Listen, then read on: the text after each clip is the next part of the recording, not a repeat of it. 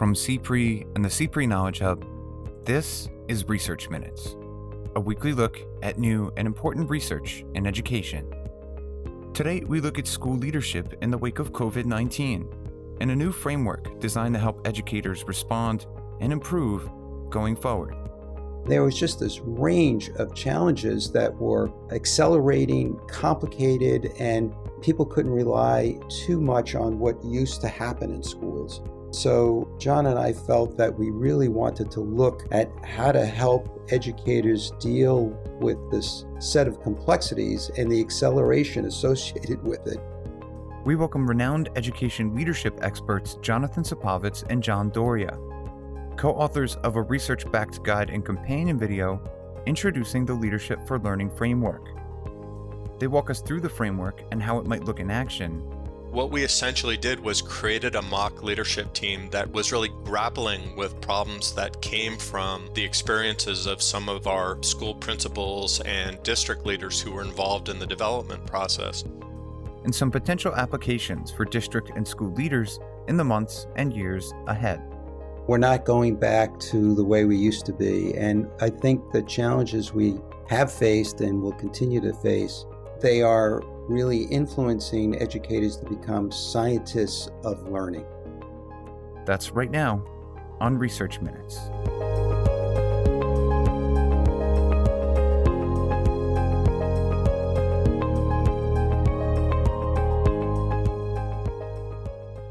Hello and welcome to Research Minutes. I'm Keith Heumiller, Managing Editor of the CPRE Knowledge Hub. Today, we're happy to be speaking with Jonathan Supovitz, Professor and Director of the Consortium for Policy Research in Education at the University of Pennsylvania Graduate School of Education.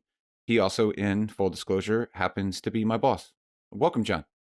Colleagues, Keith, colleagues. And we're also speaking with John Doria, Director of the Educational Leadership Concentration and member of the Organizational and Leadership Psychology faculty at William James College. He's also co-author of the new book, The Influential School Leader. Thanks so much for joining us, John. I'm excited to be here. So today we're discussing your recent guide and companion video, both now available at gse.upenn.edu, titled Leading Improvement in Challenging Times. They offer a detailed set of improvement processes, leadership skills, and school conditions that can help educational leaders navigate one of the most trying periods in the nation's history and collaborate within their districts, their schools, and teams to address questions of equity, access, technology, pedagogy, and social-emotional support. To start, John Doria, could you walk us through the origins of this project? What was it that you were hoping to achieve, and what expertise or research did you rely on in creating this guide? Well, starting last March, when the pandemic really influenced all of society, but it really led to a big impact on schools, we started realizing that educators were really facing daunting challenges and an acceleration of those challenges. Not only they had about 1 week, if they were fortunate, to move from sort of face-to-face teaching to online learning, which in many, many districts across the country had never happened before. So you had all the technological pieces to it, all the pedagogical pieces to it. It was a big, big challenge, that alone.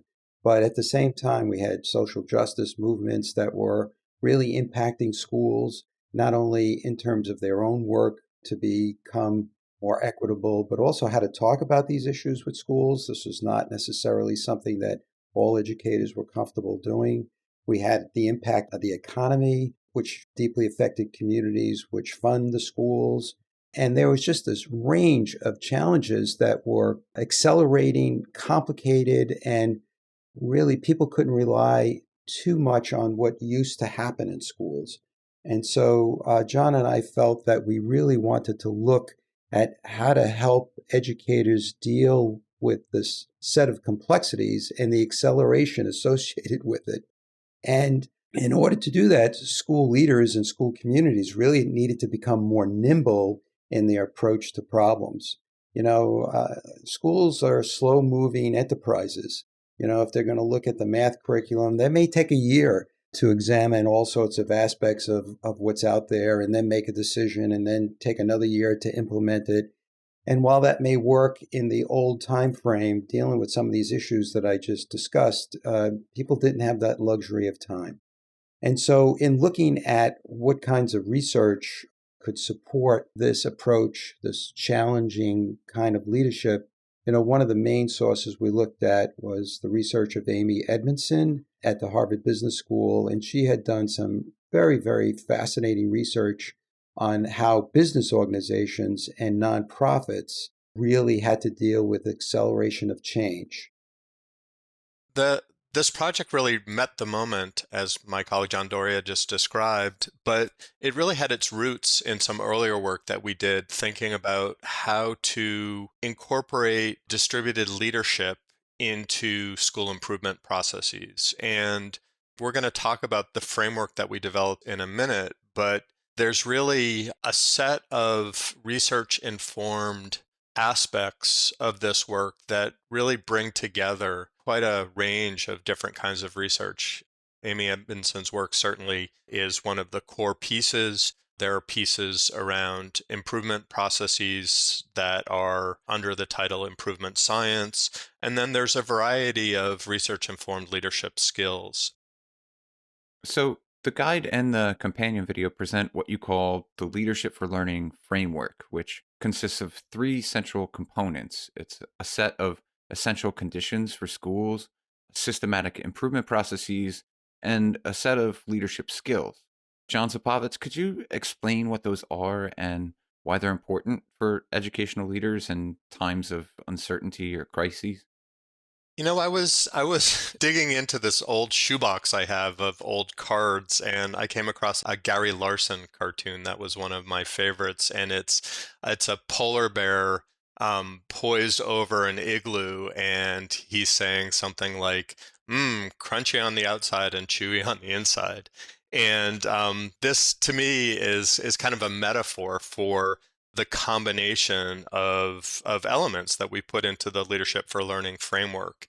And so the inside component is really the improvement process. And there's a whole movement in education about how schools and education organizations really move towards systematic engagement with developing hypotheses and testing those hypotheses and moving towards improvement. And that reform really comes from a continuous improvement process inside of schools as opposed to something that's externally introduced. But that process really raises a whole variety of human and socio-emotional aspects that really need to be put on the table and addressed. And so this is what I think of as the outside shell, and that you can't engage in improvement unless you really think and attend to other aspects. And so the way that we frame this in our Leadership for Learning framework is a set of foundational organizational conditions that need to be in place. We can talk about some of these in more detail later, but there are things like what John mentioned: psychological safety and trust, creating a learning culture, and of course, having accountability throughout the process. And then in addition, surrounding the improvement process, that process really confronts a variety of challenges for leaders that they need to be skillfully adept at responding to when introducing this process. And these include things like how to navigate power differentials and how to address non-discussables and how to balance inquiry in the process with advocacy for a particular approach, and the discomforts of disagreements, which will naturally arise as you start to dig into different approaches towards improvement.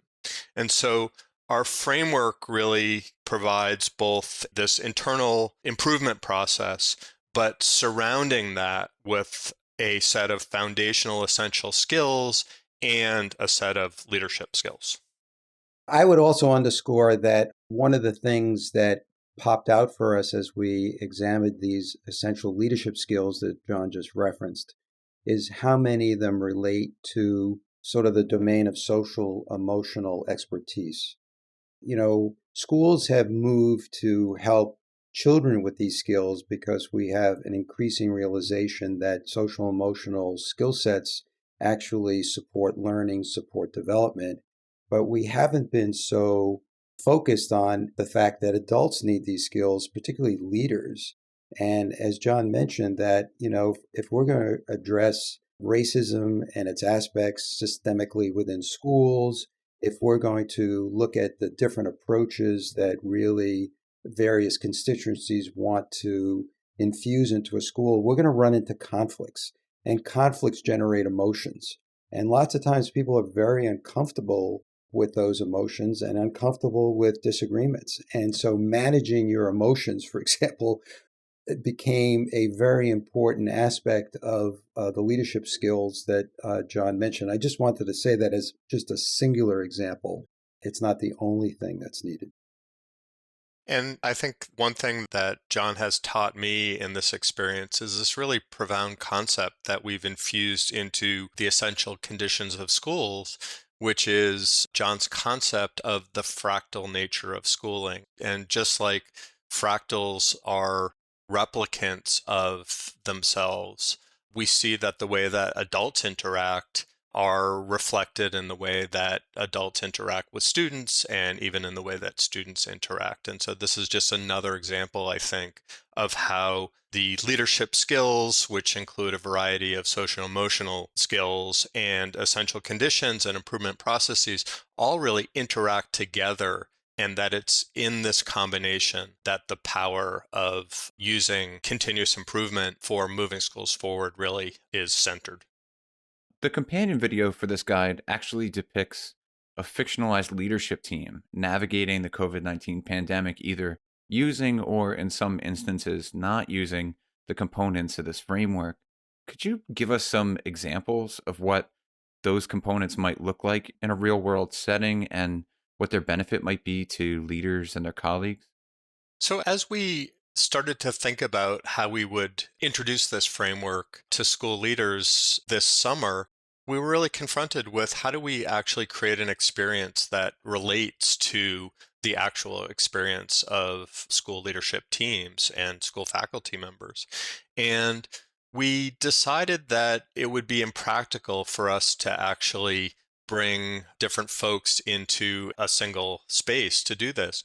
So we decided that we were going to create a mock leadership team, and we used avatars as the particular representations of the members of the leadership team. And we created an experience of this leadership team grappling with how they were going to start with introducing a hybrid learning experience for members of their community, and then how they were going to meet the needs of kids as they tried to think about what a hybrid learning opportunity looked like, and then different members of a certain grade level team trying to develop some ideas about how they would increase student senses of engagement and belonging with their school experiences, and then collecting some data and testing some hypotheses. And so what we essentially did was created a mock leadership team that was really grappling with problems that came from the experiences of some of our school principals and district leaders who were involved in the development process. And we really tried to create a realistic scenario that exemplified the three elements of our framework. So there was an improvement process, a set of essential conditions that we had the principal of the school trying to create, and some of the leadership skills that arose as the team participated in this improvement journey. And one example of that involved, as John mentioned, the team trying to figure out how to strengthen belonging and engagement, particularly during the times when the teaching would occur online. Generally speaking, teachers have a confidence level of how to build engagement and belonging when they're in face-to-face teaching. But as soon as you move to an online environment, some of the strategies and approaches really can't work in that setting. So in this setting that John described, there was a mini experiment that got developed, and some of the teachers really decided to try offering more choices to students in their activities where others tried a different experiment where they spent more time in the beginning of a lesson developing a sort of a social emotional connection with kids and deepening their relationship with kids with social activities before they delved into the meat of the lesson. And there were assessments that were involved, and then a look at the data to see out of these two approaches, did we see an increase in attendance? Did we see an increase in participation? Did we see an increase in engagement and more positive reactions with one versus the other? And it turned out one of those experiments did produce better results. And that in turn developed the kinds of tensions that often exist in schools because people's favorite activity or favored approach may not be the one that the school wanted to endorse because the results were less potent. And having that discussed at a meeting, having that addressed and acknowledged at a meeting were some of the examples that we tried to illuminate with this approach. We're speaking now in late January, and we still don't have a clear idea of when, how, and in what form schools across the country will resume in person instruction. That said, do you think this framework will have applications for educational leadership not only in the months ahead, but if and when schools finally begin to return to some sense of normalcy? I absolutely do. I think what this framework does is really provide tools for educational leaders and strategies to really deal with newer problems, challenges that perhaps we can't even anticipate. And I think the example of how we're going to return to school under what conditions is an example of that. I personally think the chances of us simply next September or maybe next October just turning on a switch and returning to schools the way schools operated 8 or 9 months ago is just a low probability. And I think schools are going to have to figure out how do we take all the experiences that are quite varied that our students had, depending on their family situation, their technology, their ability to practice the skills that they were taught in a hybrid environment. And how do we make sense of that within our schools? And that includes the educators themselves who had a variety of teachers. Some teachers taught solely online, some are doing hybrid, some are doing live. And how do we rebuild community in schools? How do we really look forward and say, what could we take from this experience and actually make our teaching and learning stronger than it was before COVID?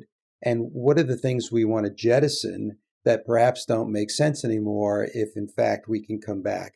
That's a complicated issue. And I think some of the conditions that we need to discuss that, like psychological safety, some of the ideas that we need to really practice some experimentation to see what might be a better approach. How do we really tap into the perspectives of parents and different constituencies, which require, managing people who are not going to agree are all going to be important skills that educational leaders will need in order to build whatever this return to school looks like. Just to reiterate what John just depicted, both students and faculty members are going to come back to school with all of these different experiences. And this Leadership for Learning framework that we have started to articulate really provides a way for school leaders to capitalize on all of those diverse experiences to infuse the best of them or to hypothesize about ways to improve the experiences of students and to make their experiences more culturally responsive, and to start to bring those notions that were developed perhaps in pockets or by individuals into the regular organization and structures and routines. Finally, do you think that there are opportunities here for future research, possibly into school and district responses in the wake of the pandemic, or how and under what conditions educational leaders were able to navigate this period and successfully support students in their schools? Absolutely. I think we're not going back to the way we used to be. And one way I like to think about some of these changes is I think the challenges we have faced and will continue to face, they are really influencing educators to become scientists of learning.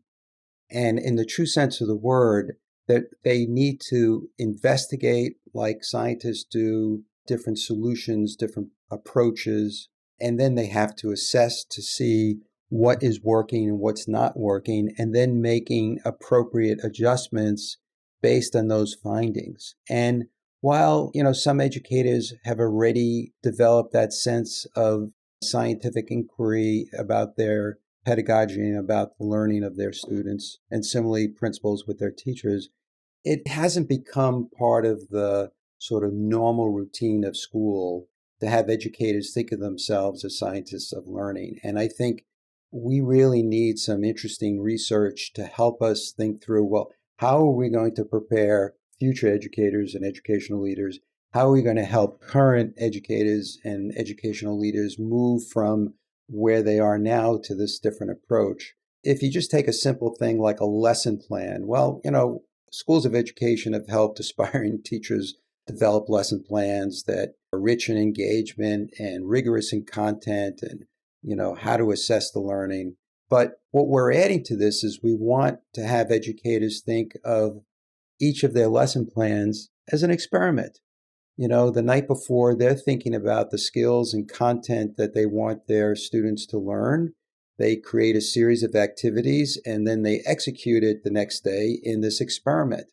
But what happens with experiments is oftentimes they're only partially successful.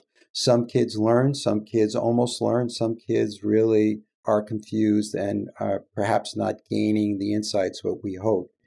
And what teachers need to begin to realize, as well as their supervisors, their principals, and their superintendents, is that's a typical kind of experiment. And what we want educators to think of is to first know the results of that experiment, and then not to judge themselves or to shame themselves as there's something wrong, but really to strategize, what can I do differently tomorrow to really close some of those gaps and support the people who have already learned the lesson?